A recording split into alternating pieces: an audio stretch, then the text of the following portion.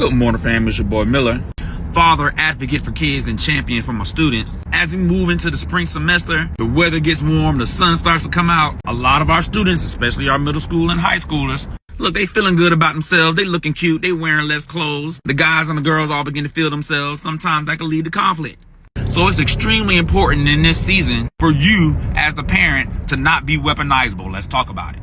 As a parent of 3 teenagers, let me just say, I understand just as much as most that it's real hard to have kids out here in this world, especially in the climate and the culture that we live in this country. All the things that we've seen in our country over the past 3 years can give you some cause to want to run to your defense of your child. And let me also say, I'm a strong believer that parents should be their kids' biggest advocate. However, there's a difference between defending and advocating for your kid and being your child's weapon. Let's talk about it. In today's culture and climate in this country, it's very easy to be anti-government, anti-authority, and anti-police, which oftentimes leads into the school system, which is difficult because it's very hard to educate kids when the adults of that kid do not trust you.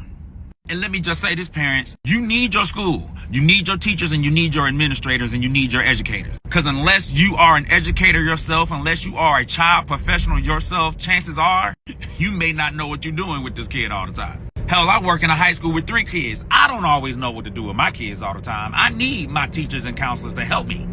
I need their resources, I need their skill set, and I need their expertise to help me give me a whole picture of my child as a student, not just my kid at the house. In order not to be weaponizable by your kid, you got to have a relationship with your schools and with your teachers. That's right, you heard me correctly. If your child is in her class, that just became your teacher. Because let me make this perfectly clear. Because if you don't trust, appreciate, and respect Miss Jones, then your child should not be sitting in Miss Jones' class for 180 days out of the year. Because your student, your child, gonna pick up on that energy. It's the same concept of how your kid, back when they were 2 and 3, used to play you against the daddy. I play the daddy against the mama. I can't get it from daddy, I get it from mama. If I can't get it from mama, I get it from daddy. A lot of people don't agree with this next statement, but I'm a firm believer that you are co-parenting your child with your child's teachers. Yeah. And if your child knows that mama will pop off at the drop of a dime, if your child is present when you going off at the Walmart, going off on the baby daddy, going off on your husband, going off on your sister, going off on your mother, you go off constantly, you popping off a lot, and your child knows this about you, oh, please believe they're going to use that weaponizable attitude to their benefit when necessary. There's a lot of conversation about kids bringing guns to school, but what's not being talked about is how their mamas, a lot of time, is the gun. And because you feel like you got to protect your child from the teachers, you walk right in the building and unalive every teacher in that building that could possibly have a positive impact on your kid.